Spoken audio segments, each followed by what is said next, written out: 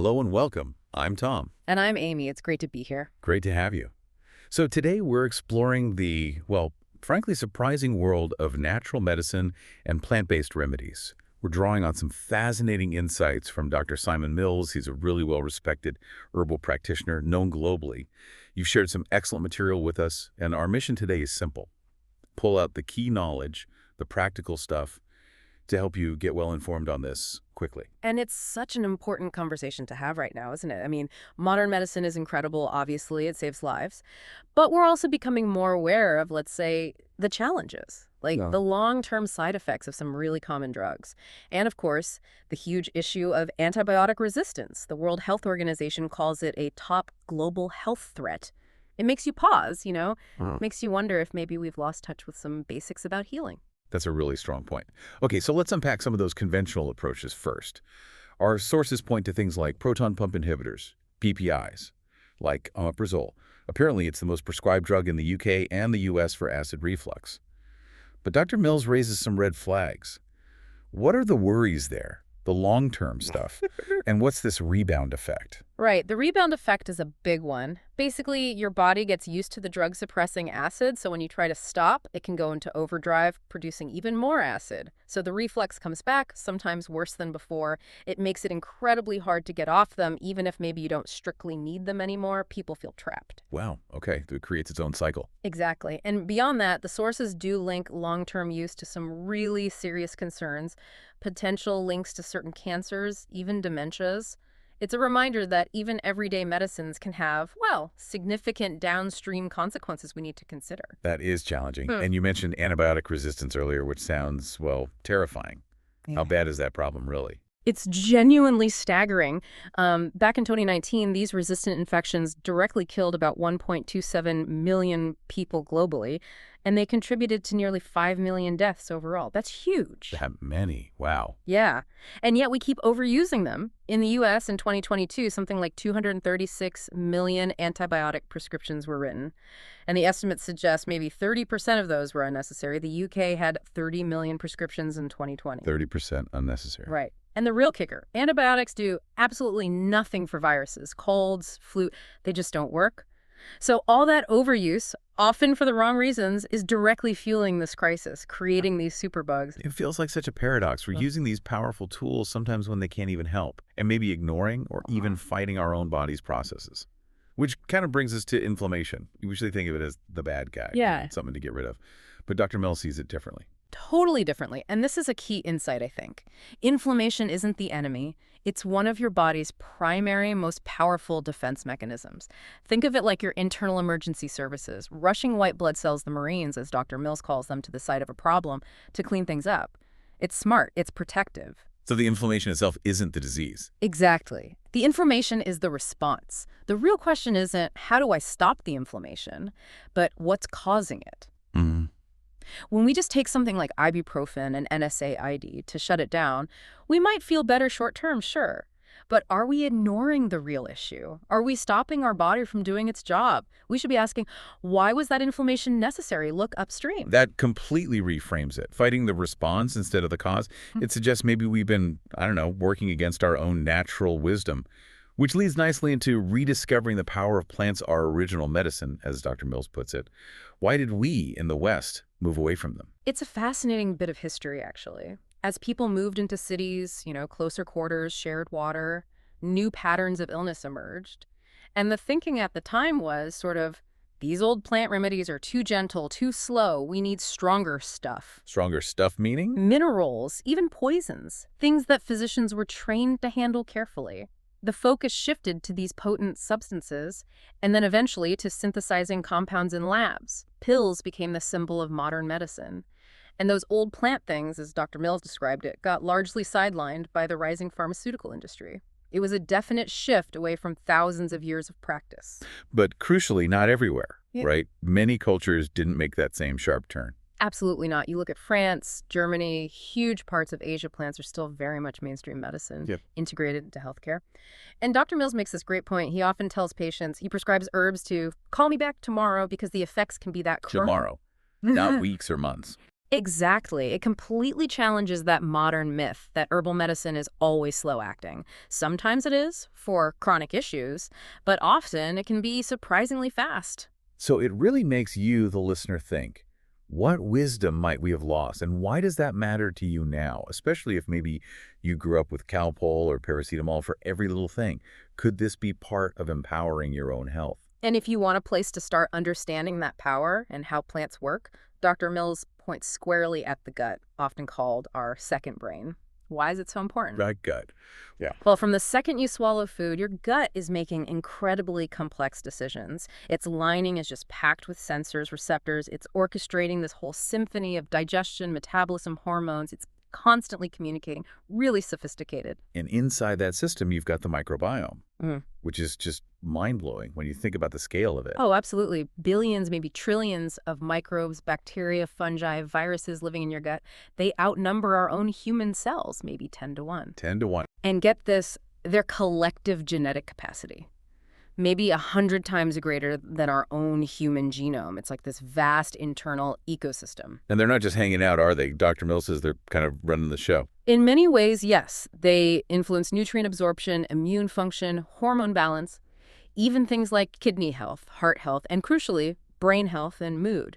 The gut-brain axis is a huge area of research now. Okay, so this links back to what you said about antibiotics. Precisely. Antibiotics, especially broad-spectrum ones, don't just kill the bad guys, they wipe out beneficial bacteria too. They reduce the diversity of that gut flora, and lower diversity is linked to all sorts of health problems. So supporting your microbiome, nurturing that diversity, is fundamental to your overall health and your ability to heal. It's all interconnected. So how do we actively do that? How do we support this inner world? Dr. Mills talks about eating the rainbow. What does that mean practically? It sounds simple, but it's profound. It means eating a wide variety of colorful plants. Those colors, the reds, yellows, purples, greens, come from compounds called polyphenols. Each color group tends to have different types of polyphenols with different benefits for your circulation, your gut lining, your brain. So just eating colorful food is good. Yes, but there's a crucial extra step. The real magic often happens when your healthy gut microbes get hold of these polyphenols. They process them, break them down, and transform them into other beneficial compounds, sometimes called postbiotics, that your body can then absorb and use. Ah, so the bugs have to do the work. They're essential. Your microbiome unlocks the full potential of those plant compounds. So it's not just what you eat, but the health of the gut that's processing it. The recommendation: aim for diversity. Try to eat maybe 30 different types of plants each week. 30, okay, that sounds like a lot, but maybe it's just about variety, different herbs, spices, veggies, fruit, Exactly. Small amounts of many different things count. It feeds different types of good bacteria. right? Okay, now we've got the foundation, the gut, the microbiome. Let's dive into some specific plant powerhouses Dr. Mills highlights. Where should we start? How about with something most people like, dark chocolate? Chocolate is medicine. I'm listening. Dr. Mills actually calls it one of the best medicines around, specifically for long-term brain and cardiovascular health. He suggests around 50 to 100 grams a day, but it needs to be dark, 75% cocoa or higher. He mentions it has an uplifting effect, and you can see beneficial changes in blood flow almost immediately. Okay, noted. 75% or darker. What about garlic? It has quite a reputation. A powerful one. It's famously known as Russian penicillin in some places, used as a natural antibiotic alternative. It's also a fantastic prebiotic food for your good gut bacteria. Dr. Mills even shared this garlic-intensive method. For low-level gut or lung stuff, he suggests swallowing, not chewing, 8 peeled, chopped cloves over the course of, say, a Friday evening. 8 cloves, swallowed whole. Chopped, but swallowed quickly without chewing. Apparently, the potent antiseptic oils are released lower down, and it's so strong it can even affect pathogens via your breath. Intense, like he says. Wow, okay. Maybe not one for date night then. Probably not. All right, moving on to brain health again. Rosemary. Shakespeare mentioned it for remembrance, right? He did. Rosemary, that's for remembrance. And Dr. Mills highlights how simple it can be. Just crushing a sprig between your fingers and inhaling deeply. Those volatile oils go straight up towards the olfactory bulb in the brain. It's a direct route. There are even clinical trials looking into rosemary's effects on cognitive function now. Ancient wisdom meeting modern science. Fascinating. And staying with brain health, green tea or matcha. Yeah, both are packed with those polyphenols we mentioned earlier. They're linked to all sorts of benefits: heart health, brain health, even fat loss support, cancer prevention, helping with blood sugar and insulin sensitivity. Specifically for the brain, they seem to support the neurovascular unit. That's basically the interface between your blood vessels and your brain tissue, including the blood-brain barrier. Super important for brain health. Long-term green tea consumption has been linked to a lower risk of cognitive decline, potentially Alzheimer's. So yeah, regular green tea or the more potent matcha is a great habit. Okay. And turmeric or curcumin, the active compound, it's everywhere now. How does Dr. Mills view its role, especially with inflammation? His perspective is interesting. He talks less about suppressing inflammation and more about modulating or supporting a healthy inflammatory response, helping the body manage it better rather than just shutting it off. And there's evidence for it. A big review in 2016 found curcumin was comparable to ibuprofen for pain relief, particularly in arthritis. Better than ibuprofen, potentially. Or at least comparable, with potentially fewer side effects for some people. But again, here's the twist. Its effectiveness often depends heavily on your microbiome. Curcumin itself isn't absorbed very well. Your gut bacteria need to process it to make it bioavailable, that gut connection again. Yeah. Keeps coming back to the gut, doesn't it? Huh. Okay, let's shift gears slightly. What about remedies for specific symptoms? Say, if you feel cold, like with a common cold. Right, so this draws on traditional principles. For cold problems, feeling chilled, maybe a headache that feels better with heat, menstrual cramps, some types of joint pain that ease with warmth, you'd use warming remedies. Ginger and cinnamon are classic examples. They work partly by stimulating certain nerve fibers, opening up blood vessels near the surface, increasing blood flow, which feels warming. They can also help loosen mucus. And how would you use them? Super simple. Dr. Mills suggests just grating a thumb-sized piece of fresh ginger, adding about a teaspoon of cinnamon powder, and pouring hot water over it. Let it steep, then sip. Easy. Nice and simple. So what about the opposite? For hot problems like a fever? Then you'd reach for cooling remedies, often things that taste bitter. Think a mint, especially peppermint. Also herbs like wormwood, which is used in vermouth actually as an appetite stimulant dandelion, lilac root. The bitterness itself triggers reflexes starting on your tongue. It increases digestive secretions, draws blood flow towards your core, away from the periphery, which can actually help lower overall body temperature. It's quite clever physiology. Huh. So bitters cool you down. Interesting. What about general immune support if you feel something coming on? Echinacea is probably the most famous one for that. Dr. Mills specifically mentions the angustifolia root extract. He says a good quality one will make your tongue tingle quite distinctly. A tingle, why is that important? That tingle is direct stimulation. It activates immune cells, those white blood cells or Marines, right there in the tissues of your mouth and throat. So it's great for upper respiratory things, mouth infections, gum issues. It's like calling the troops directly to the front line. Got it. And finally, what about those really ancient remedies, frankincense and myrrh? They sound almost biblical. They are. Gifts for baby Jesus, right? They're resins from trees, and they've been valued for millennia. Dr. Mills mentions using them often in tablet or liquid tincture form, particularly for infections in the mouth, throat, or sinuses. They seem to work by coating the mucous membranes with this protective antimicrobial resin, like a natural protective layer. It's amazing how these plants work in such specific ways. This all really points towards a broader idea of taking charge of your health, doesn't it? Beyond just pills for symptoms. What about lifestyle, diet, chronic pain, for instance? Yeah, absolutely. If we go back to inflammation being a defense mechanism for chronic inflammation, like in arthritis, maybe instead of just constantly trying to suppress it internally, think externally too. Dr. Mills suggests things like old-fashioned mustard plasters or using cayenne pepper capsicum in a cream or poultice. Applied to the skin over a painful joint, it draws blood flow to the area, creates warmth. This can sometimes reduce the body's need to create internal inflammation there. It's about working with the body's mechanisms. And diet seems fundamental to all of this. Hugely. And Dr. Mills makes the point that eating healthily, especially plant-focused, doesn't have to be expensive. He says, eat Asian, meaning focus on things like lentils, beans, rice, lots of spices. These are staples in many cultures, incredibly nutritious and very affordable. And aiming for that diversity we talked about, the 30 plants a week. Exactly. It's key for feeding that diverse microbiome, which underpins so much else. What about specific dietary approaches people talk about, like the keto diet or intermittent fasting? Well, the keto diet, being very low carb, can be really effective for reducing insulin resistance. Mhm. And that's a big factor in conditions like PCOS, polycystic ovary syndrome. Something like 80% of women with PCOS have some degree of insulin resistance, which messes with hormone balance in periods. So keto can help regulate cycles for some. But maybe not for everyone, long term. Potentially.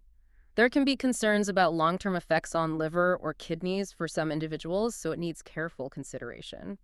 And intermittent fasting, basically, going for periods without eating, Dr. Mills connects it to our evolutionary history as hunter-gatherers.